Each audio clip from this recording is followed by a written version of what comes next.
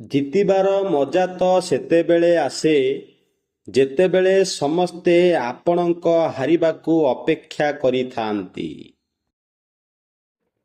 ସମସ୍ତଙ୍କ ସହିତ ଖରାପ ରାସ୍ତାକୁ ଯିବା ଅପେକ୍ଷା ଏକୁଟିଆ ଭଲ ରାସ୍ତାକୁ ଯିବା ଶ୍ରେୟସ୍କର।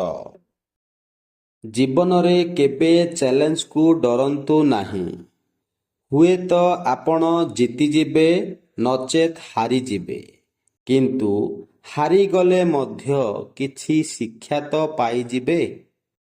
ବନ୍ଧୁଗଣ, ଚିତା ଆଉ ଚିନ୍ତା ମଧ୍ୟରେ ଏତିକି ଫରକ ଥାଏ।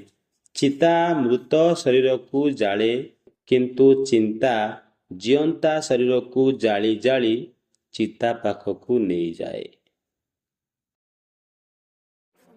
ଅନ୍ୟର ପରାମର୍ଶକୁ ଗ୍ରହଣ ନକରି ନିଜକୁ ସବୁବେଳେ ଠିକ୍ ଭାବିବା ମଧ୍ୟ ଅସଫଳତାର କାରଣ ହୋଇଥାଏ। ଧନ୍ୟବାଦ।